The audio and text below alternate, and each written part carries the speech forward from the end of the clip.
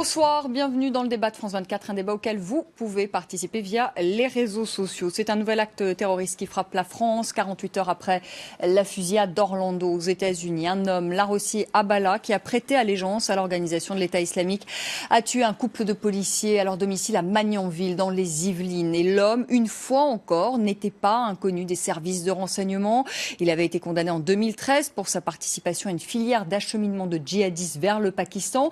Il avait été également placé sur écoute dans le cadre d'une enquête sur une filière de départ vers la Syrie. Et ce soir, 3 personnes ont été placées en garde à vue. François Hollande s'est exprimé. Il a affirmé, le chef de l'État, qu'il voulait des moyens supplémentaires pour lutter contre le terrorisme. Mais que faire de plus aujourd'hui? Comment lutter contre la radicalisation de ces jeunes? On va en parler avec nos invités, avec vous, Philippe Lavenu. Bonsoir.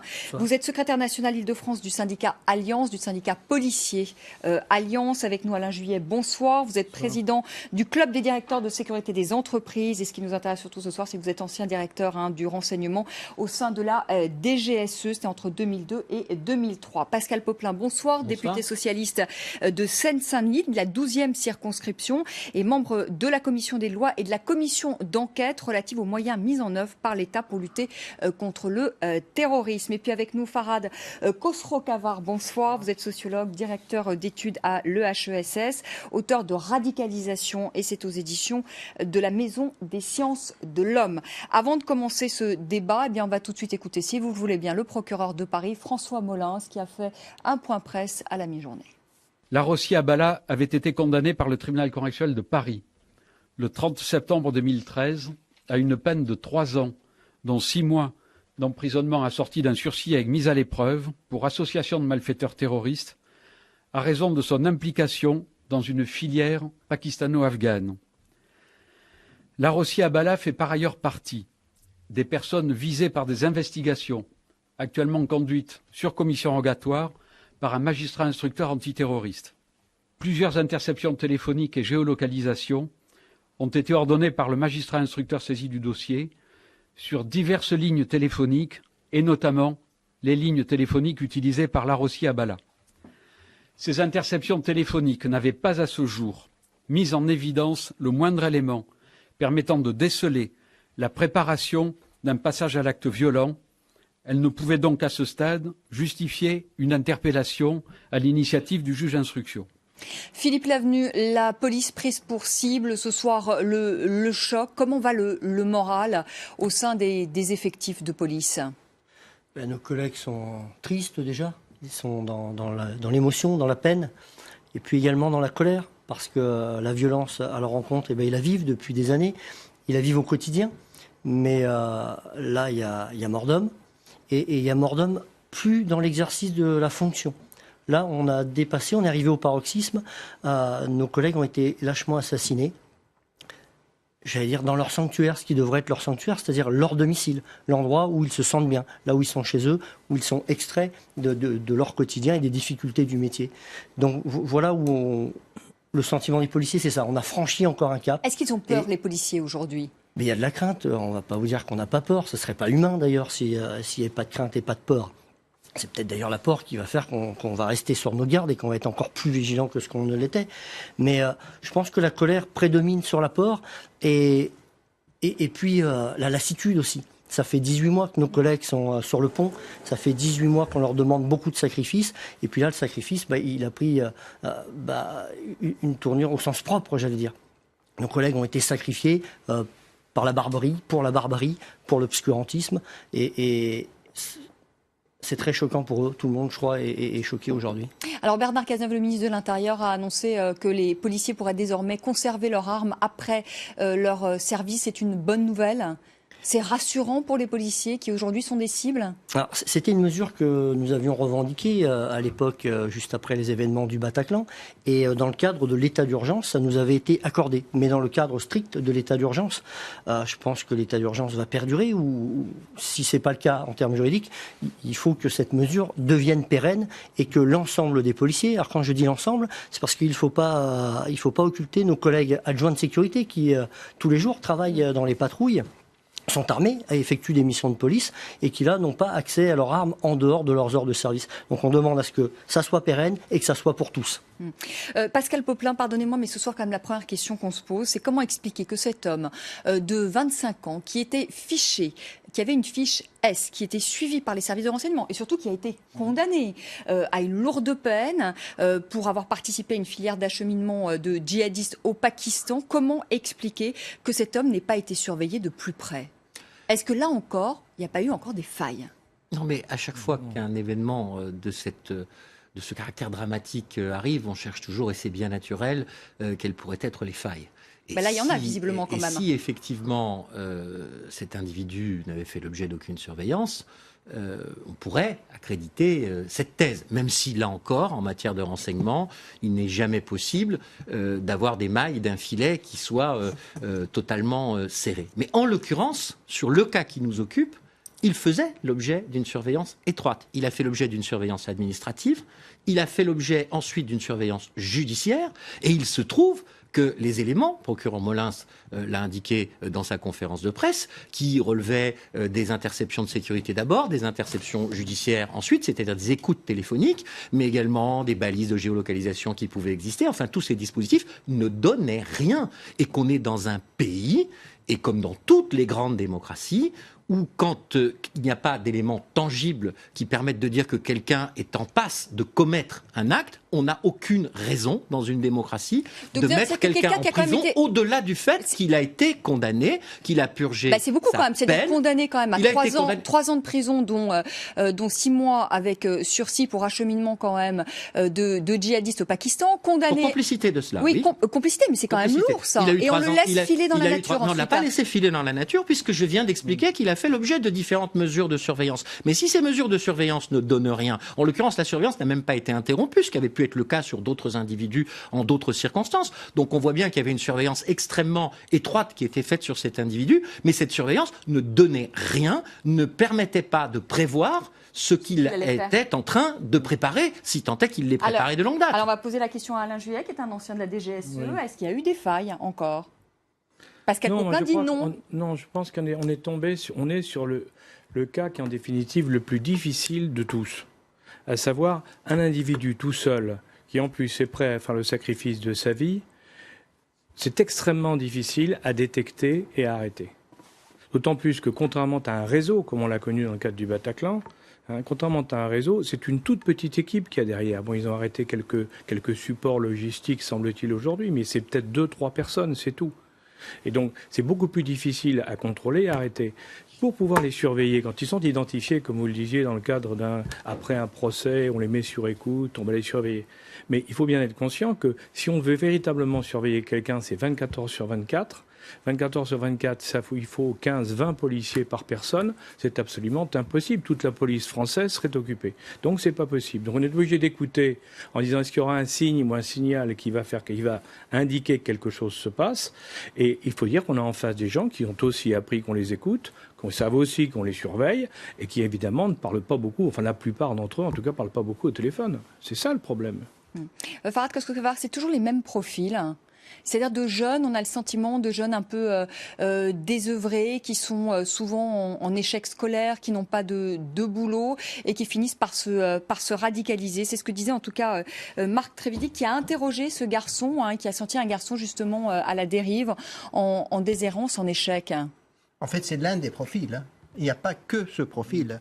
Il y a le profil maintenant des jeunes de classe moyenne, il y a le profil des jeunes femmes, il y a le profil des post-adolescents et adolescentes, et il y a le profil des convertis. Donc ce profil prédomine en France et en Belgique et dans un certain nombre d'autres pays européens. Mais ce n'est pas nécessairement le cas, par exemple, aux États-Unis. Mais disons que selon ce profil, on voit bien comment ils gèrent maintenant leur relation avec la police, les renseignements généraux, sous une autre forme. Ça, je l'ai vu en prison. C'est-à-dire occultation totale, le fait qu'on ne se serve pas du téléphone ou des moyens de communication, Internet ou autres, pour dévoiler leurs projets. Et quelquefois... Mais comment ils communiquent alors? S'ils n'utilisent pas Internet, ils ne communiquent pas tellement. En fait, c'est un acte, téléphone, si vous voulez, quasiment isolé, c'est-à-dire c'est ce qu'on appelle loup solitaire dans le sens de l'exécution de la tâche. Ça ne veut pas dire qu'il n'a pas été informé. Il a été quand même informé du lieu de résidence de ces deux policières. Il a été quand même au courant du fait qu'il vivait là-bas. Et donc cela, à mon avis, il n'aurait pas pu le faire. Il connaissait ses cibles, selon vous. Exactement. Mais par contre, pour l'exécution de la tâche, il n'a pas communiqué aux autres, si vous voulez, son intention. Sinon, il aurait été dévoilé, puisqu'il était sous surveillance. Donc il y a un vrai problème, si vous voulez, c'est un peu le risque de notre modernité. Je veux dire, il faut bien comprendre que ce type de risque est incompressible. Par exemple, les États-Unis qui ont embauché plus d'1 million de personnes spécialisées après les attentats du 11 septembre, on a vu que ces attentats, enfin le dernier attentat d'Orlando a tué quand même 49 personnes et en a blessé 53, dont certains dans un état grave. Ce que vous dites, c'est pas une question de moyens finalement. À ce niveau-là, si demain il y avait plus de policiers, il n'est pas d'accord. Non, on peut éliminer un certain nombre de cas, mais il n'en demeure pas moins vrai qu'il y aura toujours quelques-uns qui échapperont en quelque sorte. Oui. Philippe Lavenu, vous vouliez réagir justement sur la question des moyens? Sur ce cas-là, il y a un minimum de logistique. En même temps, Daesh a donné une consigne permanente. Oui. Donc ils n'ont pas besoin de contact. La consigne est permanente. Dès qu'ils peuvent, il faut qu'ils passent à l'acte. Effectivement, comme vous l'avez très bien souligné, il y a eu un minimum de renseignements. Il faut connaître les fonctionnaires, il faut les suivre un minimum pour aller jusqu'à leur domicile. Et puis les attendre au domicile, c'est à peu près le scénario d'hier soir. Concernant les moyens, alors effectivement on a tout misé par une réforme en 2008 du renseignement intérieur sur le renseignement intérieur et cette nouvelle direction qui est la DGSI qui fait très très bien son travail. Sauf qu'on a perdu tout un pan du renseignement, ce qu'on appelle aujourd'hui le renseignement territorial. C'était le renseignement occupé par les renseignements généraux, l'ancien titre qu'on a tous gardé d'ailleurs en mémoire, les renseignements généraux. On pourrait apparenter ça à un renseignement de proximité. C'est-à-dire qu'on connaissait les gens de la ville dans laquelle on travaillait. C'est-à-dire que le jeune qui passait de la délinquance au grand banditisme, on le connaissait.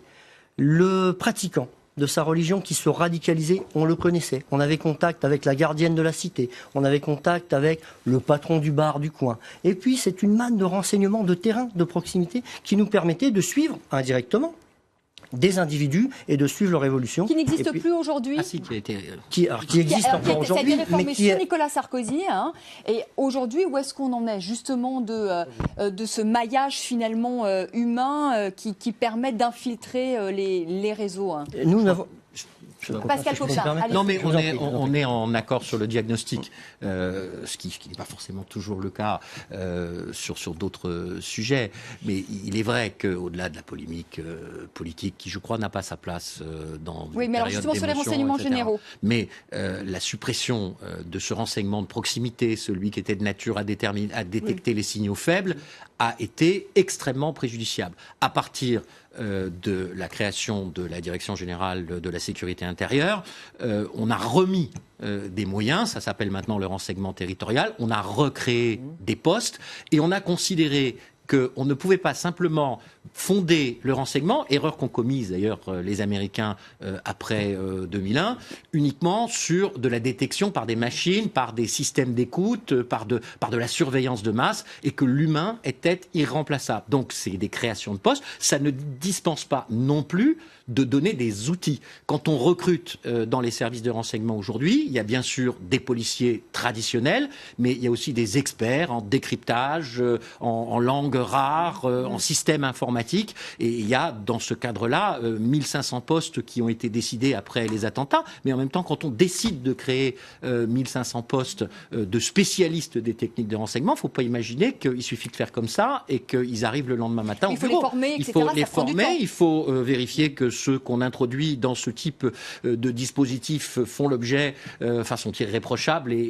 Enfin, vous voyez, il y a tout ce travail. Il est en cours depuis plusieurs années. Il commence à produire des effets. Il faudra amplifier ce phénomène. Alain Juillet, est-ce que ça suffit aujourd'hui, tout ce maillage, cette législation antiterroriste aujourd'hui? Il y a eu plusieurs lois qui ont été faites ces derniers mois.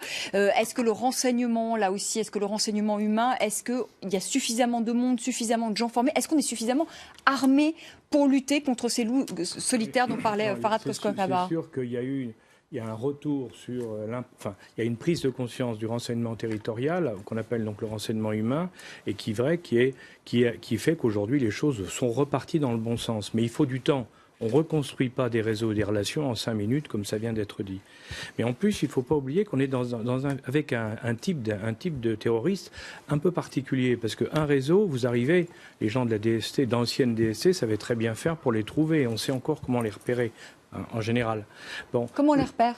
Ah ben, si vous voulez, parce qu'il y a des signes, parce qu'il y a des contacts, parce qu'il y a des échanges, il y a des comportements, il y a quantité de choses qui se mettent à jouer et qui font que, si on a un bon système de surveillance, on voit des choses qui alertent, des signaux faibles, si vous voulez, sur lesquels après on va se mettre. Là, le problème est totalement différent parce que là, on a affaire à des hommes ou des femmes qui font allégeance à Daesh et on sait que le processus de Daesh dans ce cas-là, c'est quand ils prêtent allégeance, ils prêtent serment, on leur lit une sourate du Coran et en contrepartie, on leur dit maintenant que tu as fait allégeance et que tu es un combattant, un djihadiste, maintenant tu as quartier libre, il faut que tu commettes un attentat. On ne lui donne pas la date, on lui dit il faut que tu commettes un attentat contre tel type de cible. Et l'affaire démarre. Donc, si vous voulez, c'est totalement isolé. Donc, c'est extrêmement difficile à repérer. Parce que ça peut être votre voisin de palier. Farhad Kouskavar, les cibles, justement, les cibles aujourd'hui, ce sont les policiers. Pourquoi les policiers ? Pourquoi les journalistes ? Pourquoi les rappeurs ? Parce que dans une vidéo, il a visé rappeurs, journalistes et policiers. Finalement, les cibles, ce sont les valeurs occidentales. Oui. En fait, il y a les policiers, il y a les militaires. Les militaires qui sont quand même des cibles très privilégiées. En Europe et en France, il y a les juifs. Aux États-Unis, beaucoup plus les homosexuels. Et à partir de là, si vous voulez, il y a la construction de ce qu'on pourrait appeler les communautés cibles. Ça veut dire que des groupes qu'on identifie comme étant porteuses du mal. Beaucoup plus que les autres. Si on compare ce qui s'est passé, par exemple, à Bataclan et il y a 2 jours, on voit bien qu'il y a une différence majeure. À Bataclan, c'était n'importe qui. On tuait n'importe qui. Alors que là, on tue des policiers. Donc il y a un style qui est totalement différent. Et là, un autre phénomène qui me paraît très important, c'est que il y a une interaction.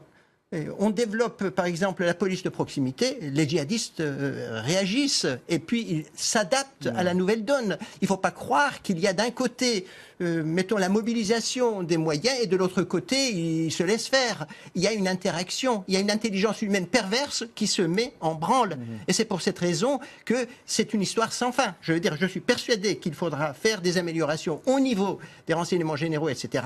Mais il y aura toujours un espace où ils peuvent s'insérer et où ils peuvent utiliser, disons, l'indétermination, l'imperfection humaine. En prison, c'est exactement pareil.